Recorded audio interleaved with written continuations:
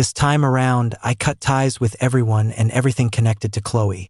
I blocked her on everything and took my college acceptance letter overseas. For the past few years, the goal was to stay on opposite sides of the planet. I was abroad, Chloe was in the States. Any news about her I ignored. When she was on break, I had class. When I was on break, she was in school. She worked in the US, I worked abroad. In my past life, I gave up a scholarship to a university abroad for Chloe. I gave up my career to be a house husband for her. I loved her for 30 years, my entire life, and she took it all for granted and threw it away. The day I died in a car crash, she was ecstatically getting married to another man. She was a user, always chasing what she couldn't have and tossing aside what she got. I wasn't going to live that life again. Watching the crowds flow through the airport, I pushed my suitcase along. My plan was to handle my mother's funeral and then say goodbye to this place for good. I hailed a cab and looked out at the city that no longer felt familiar. I'd lived here for over a decade, but I'd been gone for 6 years, and in that time, I hadn't paid any attention to what happened here. If there had been anyone else to handle my mother's funeral, I wouldn't have come back. When I arrived at Maple Creek, I pushed my single suitcase into the home I hadn't set foot in for 6 years. Everything looked the same. My mother died of cancer. In her final days, she called me more than once, begging me to come back, but I ignored her. Other than sending money for her living expenses and covering all her medical bills when she was bedridden, I did nothing else. I figured I'd done more than enough. When my mother was young, she was wild. She couldn't be tied down and she lived for herself. The pressure and burden of life fell entirely on my father, who worked himself to an early grave before he even hit 40. She never raised me when she was young, so when she was old, I just fulfilled my basic duty. A simple repayment for the gift of life. I watched as she was cremated at the funeral home. I was pretty much the only one there to handle things. She never took responsibility in life, so it was no surprise no one came to see her off in death. Otherwise, why would I have had to come all the way back to deal with her arrangements? I placed the urn in the niche, left a bouquet of flowers and some fruit, and that was it. I wouldn't be back. This was the one and only thing I'd ever give her. Leo, you finally decided to come back? Did you know that in the end, your mom just wanted to see you one last time, but she couldn't? How could you be so cruel? Chloe stood in the cemetery, dressed in a long, black overcoat. I glanced at her but couldn't be bothered to respond. She's always like this, thinking I should revolve around her, that I can't live without her. That's why she could brush me off and criticize me without a second thought. But I wasn't going to put up with it anymore. As I walked past her, Chloe grabbed my arm. Leo, are you still mad? It's been 6 years. You left the country without a word and cut off contact with everyone. I couldn't find you no matter how hard I tried. Do you have any idea how many times I flew overseas looking for you? I looked at her calmly. See? She's still the same, acting like she's the deeply devoted one. She could get drunk and wait for me outside my apartment after I left. She could search for me like a madwoman, and everyone around us would think she was crazy in love with me while I was the cold, heartless one. But who knew that she was the one who broke up with me? That she was the one getting way too close to Ethan? I was just giving her what she wanted. What right did she have to question me? In my past life, she always used the excuse that Ethan's family had been good to her to demand that I tolerate his behavior. She said she just saw him as a little brother, so what was wrong with being a little protective? Why was I so petty? The old me was stupid enough to believe her and put up with it. And what did I get in return? Her announcing she was marrying Ethan because he'd gotten hurt for her, and she had to take responsibility. Why aren't you saying anything? Leo, why did you just leave the country without a word? Chloe was still demanding an answer. I shook her hand off, my voice cold. What's it to you? Don't you know how hard I looked for you? Chloe actually had the nerve to say that. I laughed and rolled my eyes. Chloe, you were the one who broke up with me. I was the one who saw you kissing Ethan with my own 2 eyes. I was just granting your wish. What right do you have to come here and grill me? Chloe's brow furrowed. Is that why you're mad? I was just impulsive back then. I said it in a fit of anger. It was your fault for constantly going on about me and Ethan. I just wanted to piss you off. And I already explained it to you. I only kissed Ethan because we were playing a game at a class reunion. Ipike da dare. It was just a game. I couldn't let him lose face. Could I? She said it all with such self-righteous conviction. I couldn't believe that even after 6 years, she still didn't think she'd done anything wrong. Suddenly, I felt like a complete idiot for how my past life had turned out, all because of a person like her. I didn't look at her again. With a sarcastic laugh, I turned and walked out of the cemetery. She seemed stunned that I would just leave, standing there frozen as she watched my taxi drive away. Back at the apartment, I thought about all the things I still needed to take care of. I had no family left in the country. The apartment and my mother's remaining affairs all had to be settled. It would probably take another 2 weeks. Thankfully, I could do my job remotely. For now, I'd have to stay in the old place. I tidied up, throwing out anything I didn't need. After I was done cleaning, I planned to go out and find a realtor to list the apartment for sale. I had just walked out of the realtor's office when I saw Chloe. She was like a ghost I couldn't shake. "Leo, what is it you want? It's been 6 years, aren't you over it yet? If I really wanted to be with Ethan, we would have gotten together years ago. But I didn't. I've always loved you," Chloe said as soon as she saw me, repeating the same old lines. I was getting seriously tired of it. "Chloe, we broke up a long time ago. I have nothing to say to you." I tried to walk past her and head home. Chloe followed close behind me. "Stop acting like this." "Fine, if you're still mad. I promise you, I won't hang out with Ethan so much anymore." "Chloe, are you nuts? What makes you think I'd ever get back together with you?" I didn't want to make a scene with her on the street, so I walked faster. "Chloe?" A familiar voice called out. I turned my head. Perfect timing. It was one of Chloe's best friends. In my past life, whenever I argued with Chloe about Ethan, this girl was always there, calling me petty and saying Ethan was just like a little brother to Chloe. When she saw me, she looked like she couldn't believe her eyes. After a moment, she finally confirmed it was me. "Leo, you're back? You finally decided to come home? Do you have any idea how Chloe has been going crazy looking for you? How could you just abandon her and leave the country like that?" Seeing me, she immediately started defending Chloe. I rolled my eyes. "And what business is it of yours? You?" She seemed so flustered by my comeback that her face turned red, shocked that I would dare speak to her that way. Of course, in my past life, I was always trying to please Chloe's friends for her sake. No matter what they said to me, I was always careful and submissive, trying to win over everyone in her circle. In the end, it got me nothing. And after Chloe has been so devoted to you, this is how you treat her? For the past 6 years, she hasn't been able to forget you. She's been miserable. Now you're finally back, and you're still treating her like this?" she said, pointing at me while Chloe just stood there and watched. "Whatever. For Chloe's sake, I won't say anything harsh. Just apologize to her. With how much she loves you, she won't hold a grudge. We're just looking out for her, and for her, I'll drop it." Chloe's friend was just as shameless as she was. What on earth made her think I was going to apologize to Chloe? "Are you done?" I asked, looking at her calmly. "What makes you think I'm going to apologize to Chloe? We broke up a long time ago." I looked at Chloe. "Listen up. And when you go back, make it clear to your little clique of so-called friends. You were the one who broke up with me, and I saw you kissing Ethan with my own eyes. Why should I pretend nothing happened? You can't just do whatever you want. The world doesn't revolve around you. And one more thing," I added. "If you let your friend point her finger at me again, next time I'll break it. Cut the drama." I turned and walked away. Chloe seemed shocked that I would air all of this out in public. She stood there, stunned, as her friend watched me leave. "Chloe, what is he talking about? You broke up with him? And what's this about you kissing Ethan?" Chloe's face darkened. She never thought I would spell everything out so clearly. She probably assumed I'd be like my old self, blaming myself for everything even when it wasn't my fault, never explaining anything just to protect her, and letting everyone misunderstand me.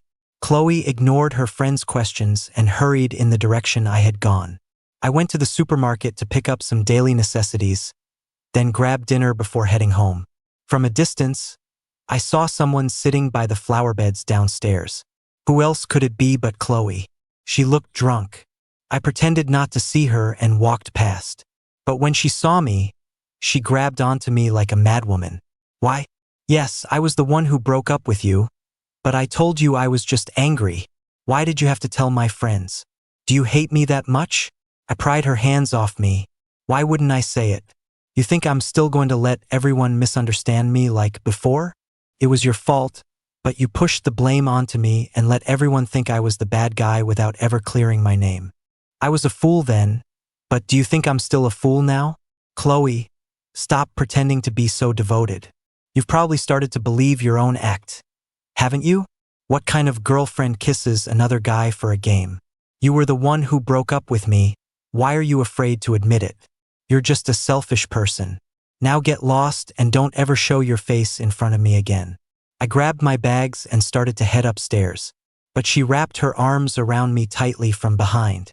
I rolled my eyes, lifted my foot, and stomped down hard on hers. Then I wrenched myself free and shoved her away. Chloe wasn't expecting my strength and stumbled, falling hard onto the ground, where she curled up in pain. For some reason, I thought of Vivian, the one who taught me self-defense. I wondered if she was back from her business trip yet. I'd returned in such a hurry that I didn't get to see her before she left, though we did talk on the phone. I didn't spare another glance for Chloe, who was still on the ground, struggling to get up.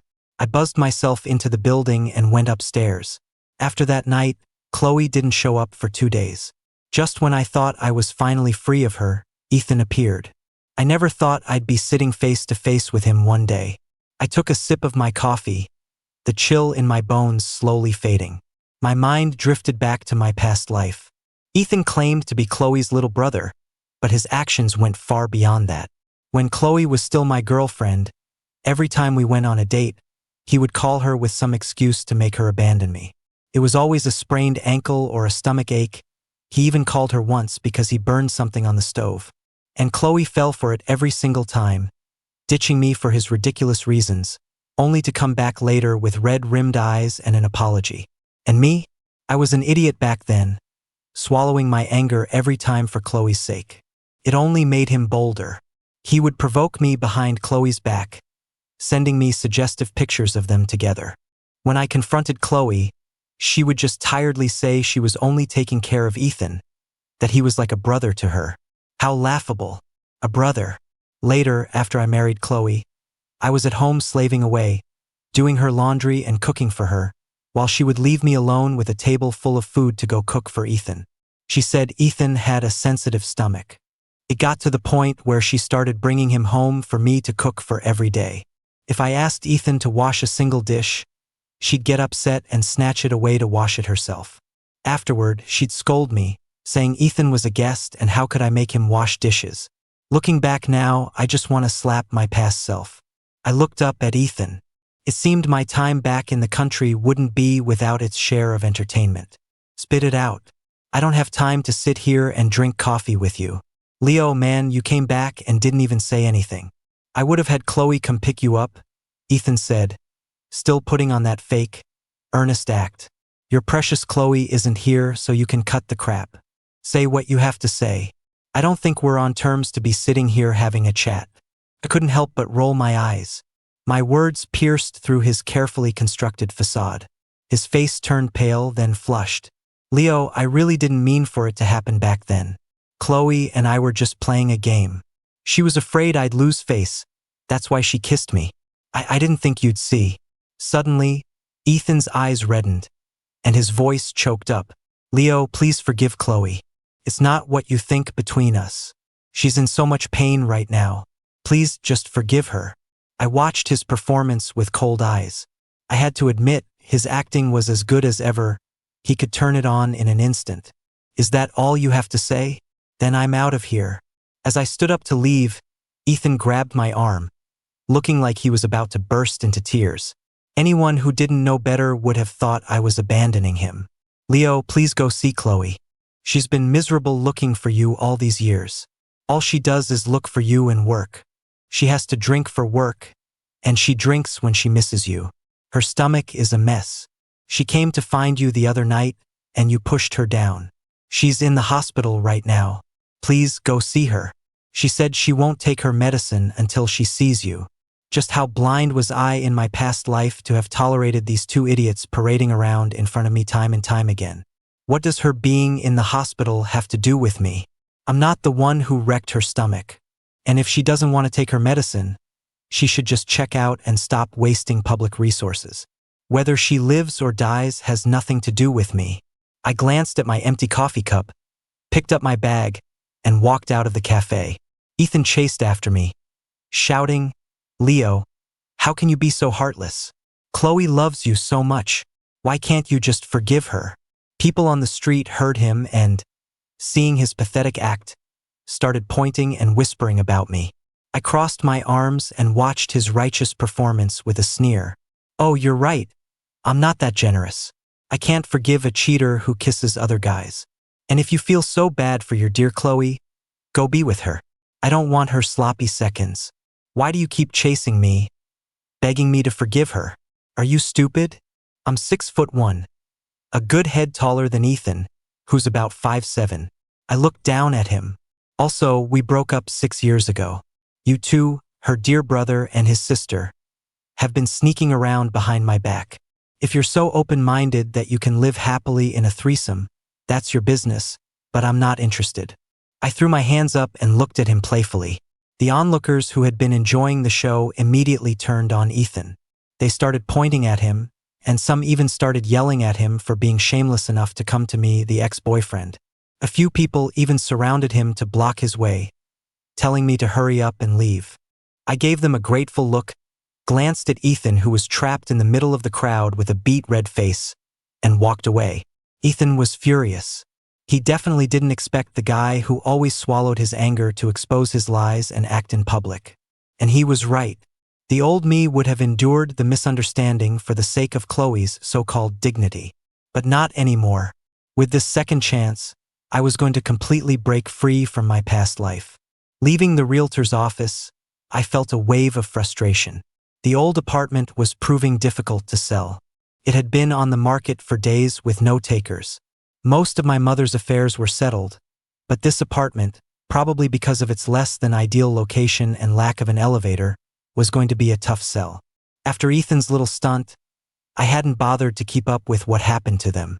As I was walking back, my phone rang. I looked down and saw it was Vivian. "Hey, Vivian? Yeah, it's me. How are things going over there?" Vivian's cool, pleasant voice came through the phone. "Pretty much wrapped up. It's just this old apartment that might take a while to sell," I said with a sigh. I wasn't expecting to get much for it anyway. "Okay, I'm finishing things up here. I'll be back to see you in a few days," Vivian said after a pause, a light laugh in her voice. I was a little confused. "You're coming back to the States?" "Yep. Wait for me." Vivian didn't elaborate, and I didn't feel right pressing her. I just assumed she had business to attend to back home. I met Vivian in college when I was studying abroad. She was about to graduate at the time. We got to know each other after being paired up for a school competition. Over the years, Vivian has looked out for me a lot, and we've stayed good friends. I had no idea what was bringing her back to the country this time. "Okay, let me know when you land. I'll pick you up from the airport." Just as I was about to hang up, Chloe, who had been missing for a few days, reappeared. "Leo." She looked haggard and her hair was a mess, a far cry from the polished woman she'd been a few days ago. "Leo? Is someone calling you?" Vivian heard her from the other end of the line. I ignored Chloe and just grunted a yeah into the phone. "Okay, I'll talk to you later. I got something to deal with. Text me when you're on your way. Bye." "Wait for me, Leo," Vivian's voice came through, sounding a little down, but I didn't have time to think about it. "What do you want now? Haven't you been annoying enough? Why was Chloe so relentless? When I actually loved her in my past life, she never seemed to appreciate it." Chloe's eyes were bloodshot, as if she hadn't slept in days. Her voice was hoarse. "Leo, what do I have to do for you to forgive me? Why won't you believe me no matter what I do or how I explain it? What will it take for you to stop being angry?" I suddenly found it hilarious. Did Chloe really think I was just throwing a tantrum? Who holds a grudge for 6 years? She was insane. I walked past her, not wanting to get into another pointless argument. Why won't you believe me? I told you there's nothing between me and Ethan. I just see him as a little brother. His family was good to me, so I just look out for him a little more. What's wrong with that? Do you have to be so petty about everything? Chloe screamed, her usual gentle demeanor gone. Chloe, don't be like this. I'm sorry, it's all my fault. I shouldn't have let Leo misunderstand. I don't know when Ethan showed up. My head started to ache. These people were so clingy and self-righteous. Without a second thought, Chloe turned to comfort Ethan. It's not your fault, Ethan. There's nothing like that between us. What right does Leo have to misunderstand? Our consciences are clear. Chloe, it is my fault. I'm sorry. I didn't know Leo cared so much. I'll stay away from you from now on. Ethan started with his pathetic, sympathy-seeking act again. Chloe looked at me, furious. She never thought she was wrong, it was always someone else's fault. She saw herself as gentle, generous, and elegant. But in reality, she was just a selfish and cold person. Chloe took it for granted that I should revolve around her. That's why, even after I disappeared for 6 years, she just thought I was sulking. She thought a little coaxing and an apology would be enough to win me back. Suddenly, it all felt so pointless.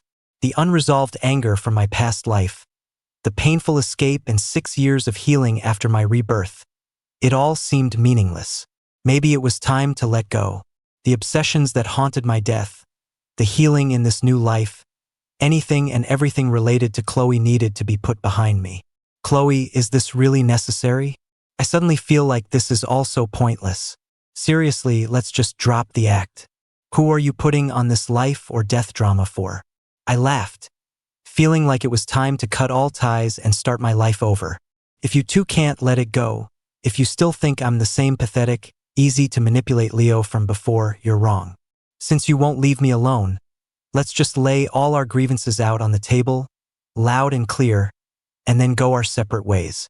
I don't have time to play along with your drama tonight. Tomorrow, 2 o'clock in the afternoon at the Grove. I'll be waiting for you. I left the two of them standing there, stunned, and went upstairs. They had completely ruined my evening. Chloe and Ethan really were two of a kind. Their dramatic act was so polished it could make everyone around them praise their deep love while I was painted as the ungrateful jerk. Since I planned to settle all scores, I figured I should gather everyone involved. I'd deal with it all tomorrow afternoon and put an end to this constant headache. Besides Ethan, the only other people who knew about my relationship with Chloe back then were her best friend, her cousin, and my friend, Jax.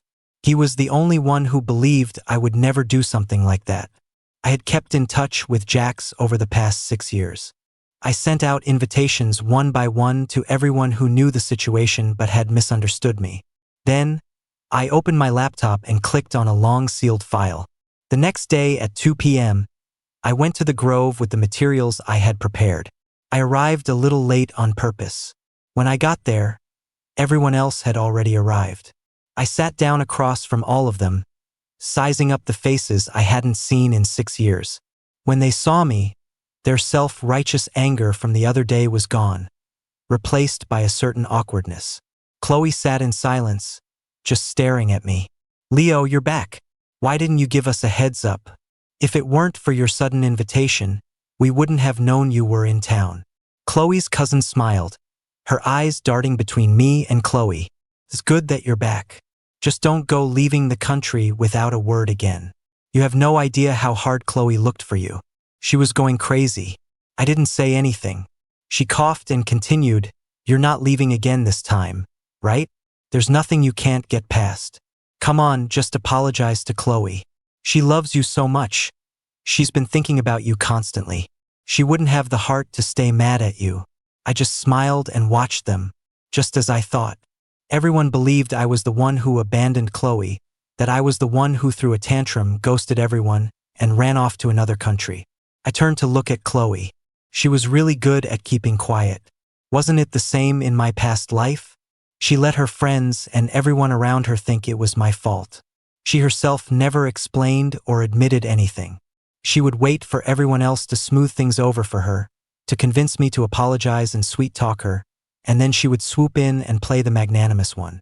It made everyone around her think Chloe was madly in love with me, that she was so generous and forgiving for my sake. She really committed to that deeply in love, good person persona. Her cousin coughed a few more times, trying to ease the tense atmosphere. Hey, let's not fight. We're all friends here. Let's not hurt our relationship. Leo, stop being mad at Chloe. Cherish what you have. Cherish it? What's there to cherish? She acts like a saint in front of you all, pretending to be so devoted. But behind your backs, she's hooking up with her precious little brother. And she has the nerve to say she's crazy about me. I said with disgust. Ethan couldn't take it anymore. Leo, I told you it's not what you think between me and Chloe. We really are just like brother and sister.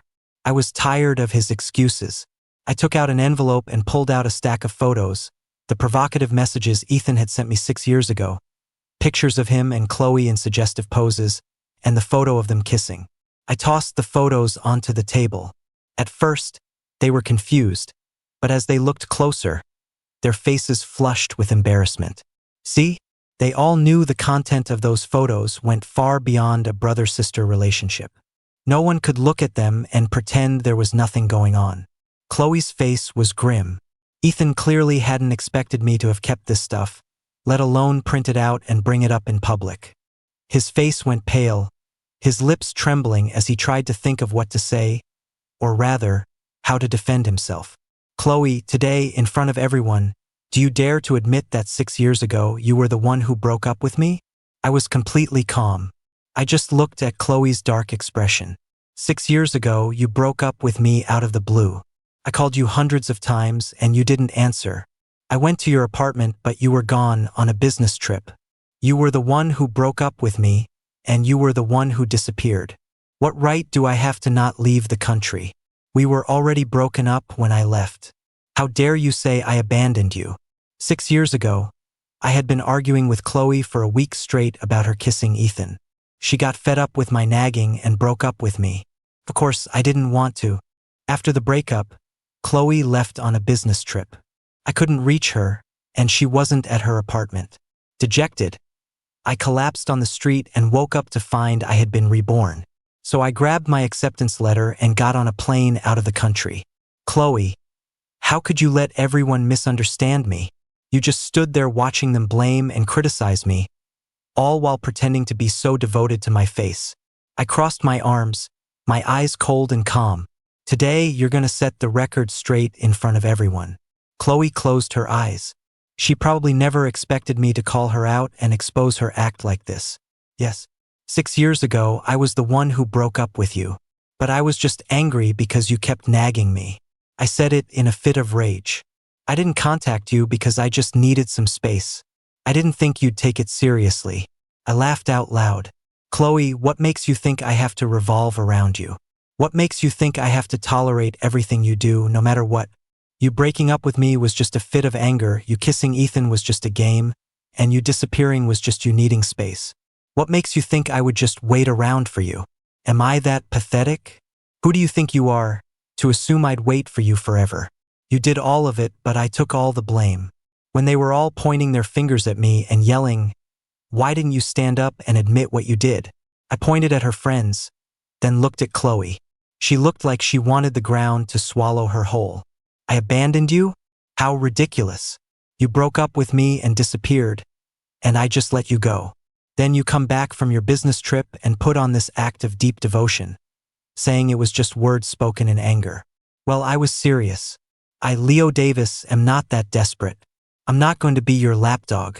I went scorched earth on the whole table, and their faces burned with embarrassment. You, I said to her cousin, I respect you as her sister, but what gives you the right to tell me I have to put up with Chloe's crap? And you, I said to her friend, you had a lot to say before. Look at these pictures. What was that about Ethan being Chloe's little brother? Everyone at the table looked uncomfortable. When Ethan tried to say something else, I grabbed the photos from the table and threw them in his face. By sheer coincidence, the one that landed on him was the picture of him and Chloe kissing. Their expressions changed instantly. And you, I said to Ethan, stop playing the victim, crying at the drop of a hat. Who's bullying you? Whenever I was on a date with Chloe, you either had a sprained ankle or a stomach ache. You even called Chloe because you burned something on the stove. A little brother? What kind of brother has no shame and no boundaries? I was just doing you two a favor, letting you be together. So what's the problem? I gave you what you wanted, but you're still not happy? Why are you still chasing after me and bothering me? Are you both just gluttons for punishment? I finished my tirade and poured myself a cup of tea. The table was silent. They had never imagined this was the truth. All this time, they thought I was the one who had abandoned Chloe without a word and left the country. They thought I had unilaterally cut off contact with everyone. They had seen Chloe's frantic search for me after she returned from her business trip and thought she was deeply in love. They saw her stay single for 6 years and thought she was loyal, still hung up on me even after I had treated her so badly. But they never thought this was what really happened, that Chloe was the one who broke up with me, that she was the one who disappeared first. Thinking back on all the things they had said about me, their faces burned with shame. They couldn't bring themselves to defend Chloe anymore. But Jax, on the other hand, slapped Ethan right across the face. You shameless bastard.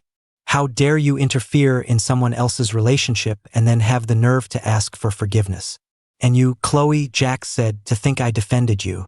So you were the one who broke up with him? Some woman you are, blaming it all on the man. A cheater and a scumbag, you two really are a perfect match. Jax grabbed his bag, stood up, and walked over to me. After that, he left. I looked at the remaining people. This meal was a total bust. I'd have to find somewhere else to eat later.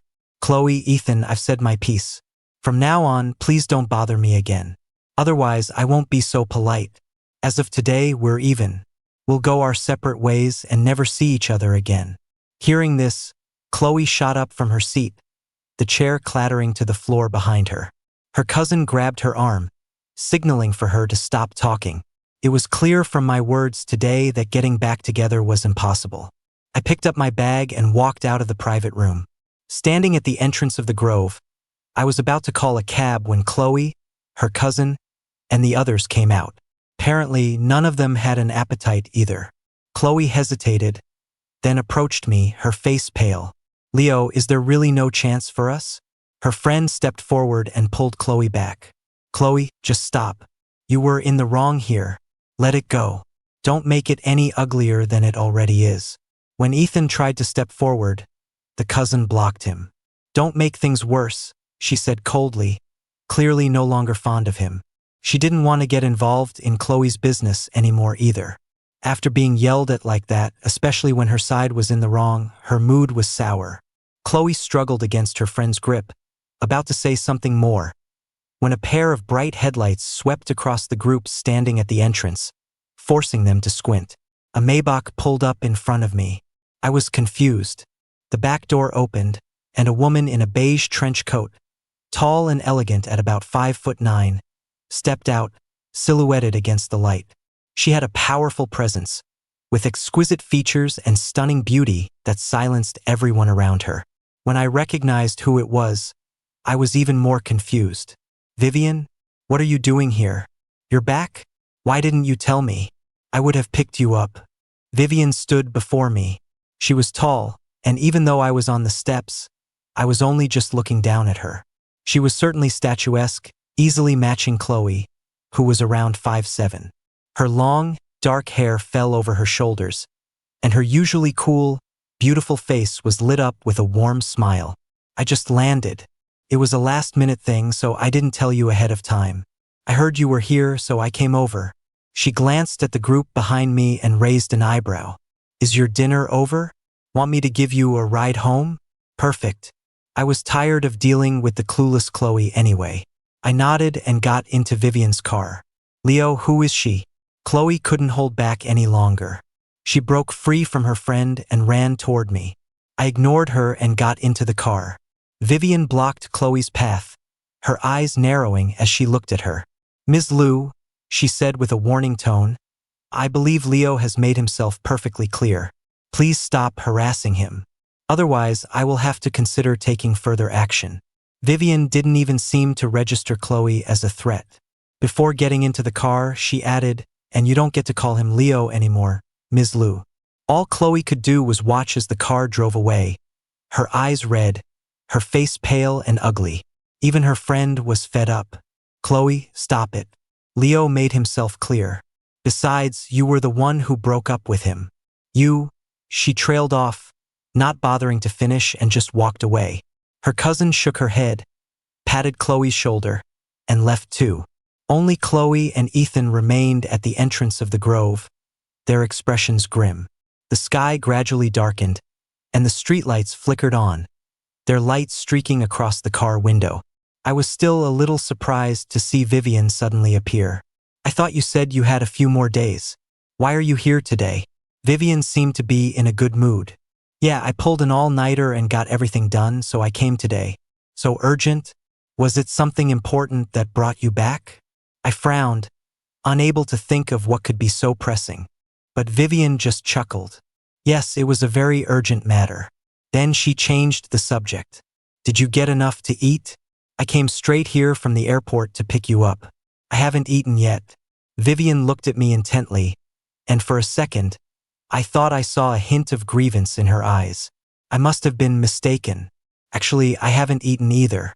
Let's go together." Vivian and I went to get dinner. I was starving after leaving the grove, but after getting everything off my chest, the food tasted even better. After dinner, Vivian drove me home but lingered downstairs. I looked at the exhaustion on her face. "You're not going home?" She just looked at me and said, "I don't have a place to stay." I looked at her skeptically, then glanced at the driver. "You didn't book a hotel?" Vivian said it as if it were the most natural thing in the world.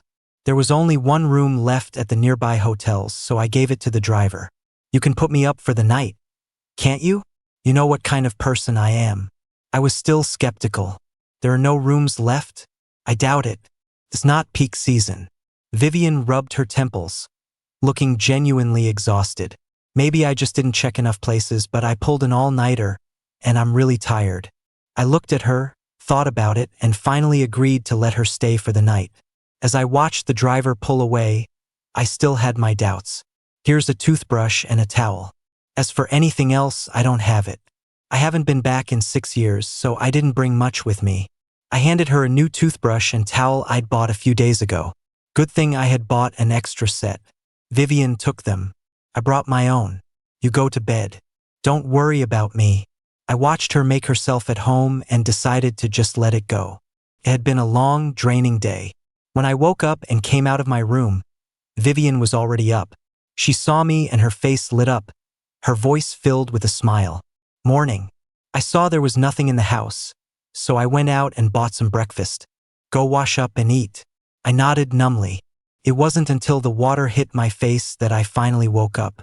"What do you have going on today?" Vivian asked, handing me a bowl of porridge and a steamed bun. I thought for a moment.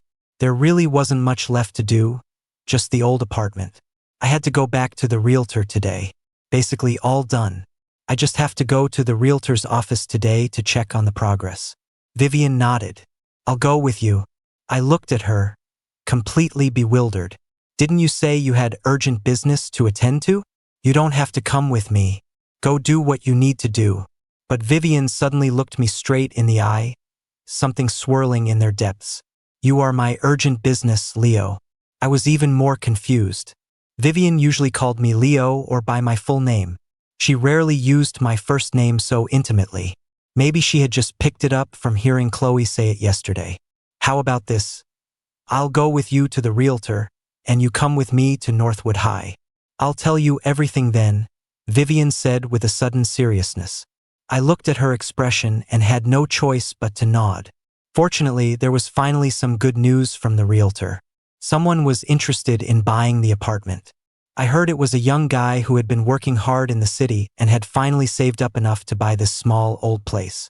I didn't ask for much more than the listing price. We agreed to have him view the apartment tomorrow, and if it went well, we could sign the contract. It was still early when we left the realtor's office, so Vivian and I decided to walk to Northwood High. It wasn't too far from here. After a quick chat with the security guard at the gate of Northwood High, he let us in.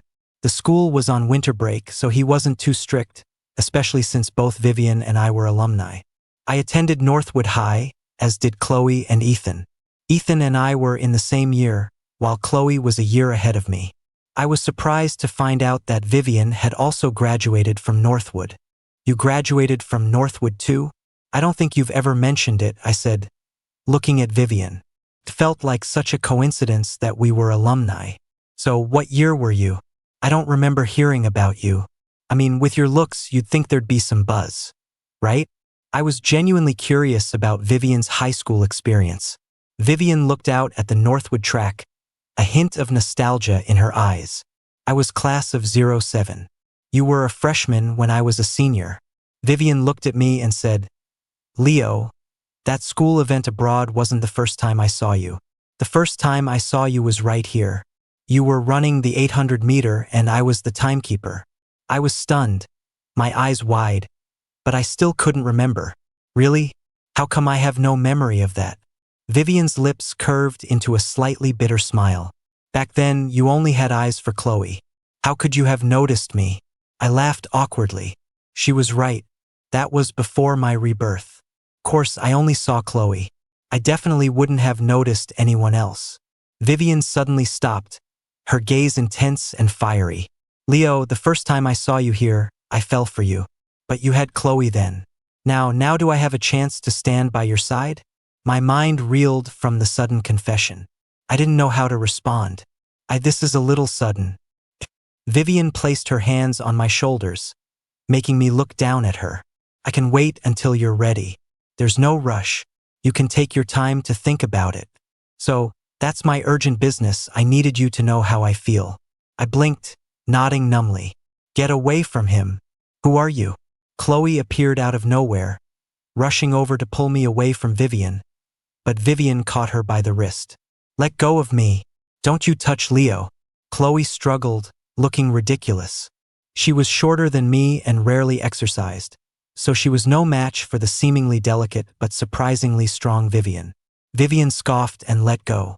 Chloe, still struggling, lost her balance and fell to the ground. Vivian grabbed my hand. Let's go. But Chloe wasn't going to give up. She scrambled to her feet and rushed at us again. I was getting really tired of this. I stepped in front of Vivian. Haven't you had enough? Aren't you embarrassed? Chloe, let's just part on good terms, while I can still be civil with you. Vivian stood behind me, her voice dripping with sarcasm and coldness. Chloe, we're all adults here. Let's be graceful. Don't make this uglier than it has to be. Some people, once you lose them for good. No amount of regret will change that.